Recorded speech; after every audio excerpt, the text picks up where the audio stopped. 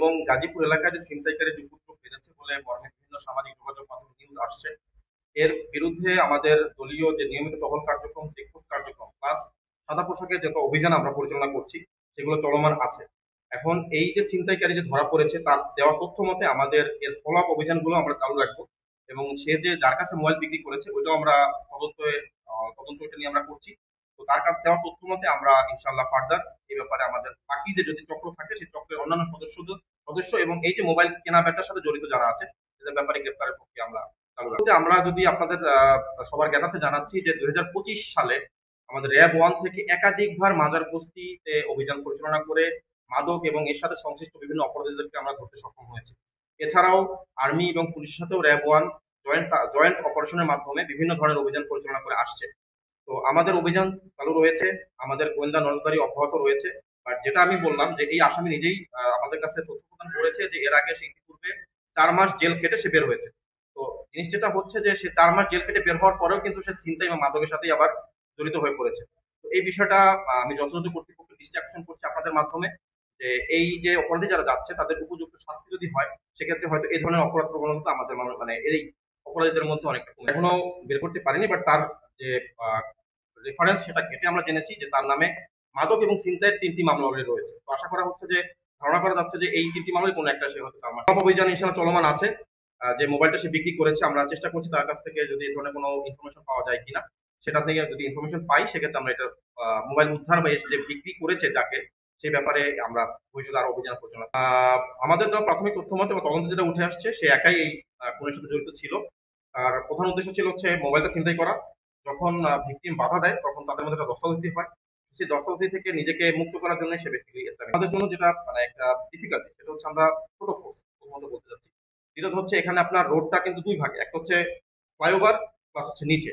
তো আমরা আমাদের যথাযথ চেকপোস্ট কার্যক্রম, আমাদের সাদা পোশাকের গোয়েন্দা নজরদারি প্লাস অন্যান্য যে অভিযান আমরা পরিচালনা করে আসছি, বাট এত ভাস্ট এরিয়া আমরা চেষ্টা করতেছি আমাদের যতটুকু সম্ভব আমাদের সর্বোচ্চ দিয়ে এই রোডটাকে অপরাধ মুক্ত রাখার জন্য। আর আমরা আসামিকে গ্রেপ্তার করতে সক্ষম হয়েছি আজকে 5টা 45 মানে ফ্লাইওভার।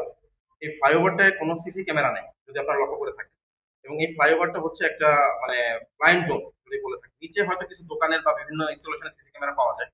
যেটা হয় যে আমাদের আপনি যেটা অলরেডি বললেন যে ফাইবারের উপরে ছিনতাইটা সংঘটিত করে যেটা কোনো ফুটেজ পাওয়া যায় না, এবং এরপর তারা সিঁড়ি দিয়ে নেমে নর্মাল জনগণের মতোই ক্রাউডে মিশে যায় বা হচ্ছে বিভিন্ন এলাকায় ঢুকে যায়।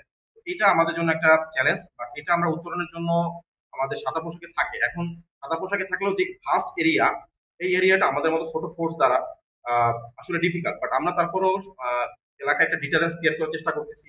আমাদের টহল খোলা হুটার বাজে চলে যায় বা সাদা পোশাকে বিভিন্ন মানুষের মধ্যে সাদা পোশাকে গোয়েন্দা নজরদারি বা কার্যক্রম বজায় থাকে। এখন এই যে একজনকে ধরলাম এর ফলে যে ইনফরমেশন আমরা পাবো ইনশাল্লাহ, এর ফলে ফার্দার যে ফলো আপ অপারেশন গুলা ওইটা আমরা চালু রাখবো তার কাছ থেকে প্রাপ্ত ইনফরমেশনের ভিত্তিতে। এরপরও আপনাদের কাছে রিকোয়েস্ট থাকবে যে আপনারা যদি আপনাদের লেভেলে কোনো ইনফরমেশন থাকে, যেটা ভাই বললেন যে আপনার কাছে কিছু ফুটেজ আছে, তো আমরা আপনাদের কাছে অনুরোধ থাকবে যে এই ধরনের কোনো ফুটেজ বা কোনো ধরনের রিকোয়েস্ট যদি মানে ইনফরমেশন যদি থাকে আমাদেরকে দিয়ে আপনারা সাহায্য করেন। আমরা এর পরিপ্রেক্ষিতে তাদের বিরুদ্ধে যথাযথ আইনানুগ ব্যবস্থা করবো। দেখেন 300 ফিট এবং কুড়িল এই এলাকাটা পূর্বাঞ্চল এলাকা রূপগঞ্জের ওই সাইড, আপনারা যদি খেয়াল করে দেখেন আমাদের কিন্তু নিয়মিত টহল চেকপোস্ট বসে এবং টহল কার্যক্রম চালু থাকে। এরই পাশাপাশি এই বর্তমান যে সিচুয়েশন আপনি বললেন এই সিচুয়েশনের পাশাপাশি কিন্তু আমরা আমাদের টহল কার্যক্রম আরো জোরদার করছি। টহল কার্যক্রমে দ্বিগুণ করা হয়েছে এবং আমাদের সাদা পোশাকের যে মানে ডেপ্লয়মেন্ট সেটাকে আরো বৃদ্ধি করা হয়েছে। যার ফলে আমরা আশা করতেছি যে এই আসন্ন শীতে বা কুয়াশায় যে একটা অপরাধ প্রবণতা যেটা সম্ভাবনা আছে বলে আপনি বললেন, আশা করা যে এটা কিছুটা ইনশাল্লাহ আমাদের আয়ত্তে আমরা আমাদের মতো করে তার পরিপ্রেক্ষিতে অপরাধ অপরাধকে আসলে আশ্রয় দিয়ে থাকে তাদের কোনো তারা যে এলাকার বা যে দলেরই যাই হোক না কেন তাদের আসলে আমরা অবশ্যই আইনানুগ ব্যবস্থায় আওতাধীন নিয়ে আসবো যদি আমরা এরকম সুনির্দিষ্ট প্রমাণ পাই, তবে শুধু আমরা ইনশাল্লাহ কাজ করবো। এটা আপনাদের জ্ঞাতাতে জানাচ্ছি যে সে নেশাগ্রস্ত। আমরা যখন তাকে ধরি তার কথাবার্তা হচ্ছে অসংলগ্ন। এখন আপনারাই চিন্তা করেন যে সে ফোনটা বিক্রি করছে মাত্র 1000 টাকায়। তো তার কাছে মাদকের টাকার উপার্জনটাই ছিল মেইন, এবং সে আমাদের কাছে প্রাথমিক জিজ্ঞাসাবাদে বলছে যে সে 4 দিন ধরে খাচ্ছে না। তো আমরা যখন তাকে ক্যাম্পেইনে যখন আমরা তাকে খাবারও দিচ্ছি সে বলতেছে সে একটা সিগারেট খেতে চায় আর হচ্ছে কিছু মাদকের নাম সে বলছে যে এটা হলে এখন আমার ভালো লাগবে। তো তার যে এই যে অপরাধ প্রবণতাটা বেসিক্যালি এটা হচ্ছে মাদকের জন্য আমার আশা মানে ধারণা যে সেটা হচ্ছে যে আমাদের পূর্বাচল ক্যাম্প যেটা পূর্বাচল ক্যাম্প থেকে কিন্তু গত মাসে বলতে নভেম্বরে অলমোস্ট একাধিকবার আমরা মাদকের অপারেশন করেছি এবং আমাদের রিকভারি মোর দেন 100 লিটার মানে মোর আপনার ইসের মানে লোকাল লিকার যদি বলতে চান।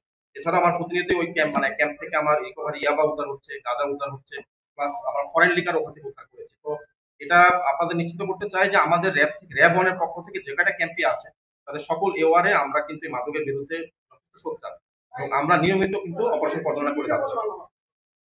6 ডিসেম্বর ভোরে ছিনতাইকারী ছুরিকাঘাতে মোহাম্মদ সিদ্দিকুর রহমান নিহত হওয়ার ঘটনা ঘটেছে, যার মূল অভিযুক্ত ছিনতাইকারী ইমরানকে গ্রেপ্তার করা হয়েছে। র্যাব একের একটি আভিযানিক দল রোববার আজকে বিকেল 5টা 45 ঘটিকায় কুখ্যাত মাদক স্পট হিসেবে পরিচিত টঙ্গী মাজারবস্তি এলাকা থেকে তাকে গ্রেপ্তার করে। নিহত সিদ্দিকুর রহমান, যিনি পেশায় বিদ্যুৎ ট্রান্সমিটারের স্টোর কিপার ছিলেন এবং তার বাসা টঙ্গী পূর্ব থানাধীন মধুমিতা রোডের বাসিন্দা ছিলেন। গত শনিবার সকালে তার কর্মস্থলে ঢাকার কেরানীগঞ্জের উদ্দেশ্যে যাচ্ছিলেন। ঘটনাটি ঘটে ওই দিন সকাল আনুমানিক 6টা থেকে 7 ঘটিকার মধ্যে টঙ্গী পূর্ব থানাধীন বন্ধন কমিউনিটি সেন্টারের সামনে ফ্লাইওভারের উপরে। প্রাথমিক তদন্তে জানা যায় অভিযুক্ত ছিনতাইকারী ইমরান ভিকটিম সিদ্দিকুর রহমানের পথরোধ করে এবং তার কাছ থেকে মোবাইল ফোন ছিনিয়ে নেওয়ার চেষ্টা করে। বাধা দিতে গেলে উভয়ের মধ্যেই ধস্তাধস্তি হয়। এক পর্যায়ে আসামি ইমরান তার সঙ্গে থাকা ছুরি দিয়ে সিদ্দিকের বাম হাতের উপরে 3টি আঘাত করে। মোবাইল ফোন ছিনিয়ে নিয়ে পালানোর সময় ছুরিকাঘাতের ফলে ছিটকে পড়া রক্ত তার ইমরানের জুতায় লেগে যায়। আসামি দ্রুত সিঁড়ি দিয়ে নামার সময় তার ছুরি এবং রক্তমাখা জুতো ঘটনাস্থলে সিঁড়িটি ফেলে টঙ্গী পশ্চিম থানাধীন মাজার বস্তি এলাকায় আত্মগোপন করে। অতিরিক্ত রক্তক্ষরণের ফলে ভিকটিম সিদ্দিক ঘটনাস্থলের নিচে সিঁড়ির কাছে মারা যান। উক্ত ঘটনায় যথেষ্ট চাঞ্চল্য তৈরি করে এবং উক্ত ঘটনার পর অভিযুক্ত ইমরান কোনাবাড়ি গাজীপুর এলাকায় যায় এবং ওই দিনই সে মাজার বস্তি এলাকায় ফিরে এসে আত্মগোপন করে। প্রাথমিক জিজ্ঞাসাবাদে জানা যায় ছিনতাইকৃত মোবাইলটি মাজার বস্তি এলাকায় মাত্র 1000 টাকার বিনিময়ে সে বিক্রি করে দেয়। ঘটনায় জড়িত আসামিদেরকে গ্রেপ্তারের লক্ষ্যে র্যাব 1 সিপিসি 2 এর আভিযানিক দল বিষয়টি আমলে নিয়ে ছায়া তদন্ত শুরু করে এবং আসামিদেরকে গ্রেপ্তারের লক্ষ্যে গোয়েন্দা নজরদারি বৃদ্ধি করে। আভিযানিক দলটি ঘটনাস্থলের আশেপাশের বিভিন্ন সিসিটিভি ক্যামেরার ফুটেজ পর্যালোচনা এবং ফেলে যাওয়া আলামত পর্যালোচনা করে ঘাতক ছিনতাইকারী ইমরানকে শনাক্ত করতে সক্ষম হয়। রোববার বিকেল 17:45 ঘটিকার সময় অভিযান পরিচালনা করে কুখ্যাত মাদক স্পট হিসেবে পরিচিত মাজারবস্তি এলাকা থেকে আসামি ইমরানকে গ্রেপ্তার করা হয় এবং তার সাথে থাকা অন্য একটি দেশীয় অস্ত্র উদ্ধার করতে সক্ষম হয়।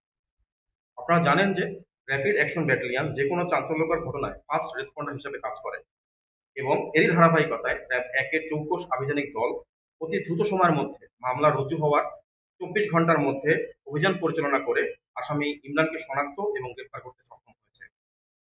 আসামি ইমরান তার পিতা তার ঠিকানা কড্ডা কালাপুর থানা কোনাবাড়ি গাজীপুর মহানগর এলাকার একজন পেশাদার ছিনতাইকারী। তার বিরুদ্ধে মাদকের এবং ছিনতাইয়ের আরো 3টি মামলা রয়েছে।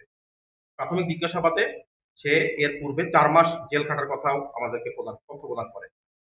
উদ্ধারকৃত আলামতের মধ্যে ছিনতাইকারীর ব্যবহৃত ছুরি এবং আসামির একজোড়া জুতো, যেটা টঙ্গী পূর্ব থানার আলামত হিসেবে জব্দ করা হয়েছে।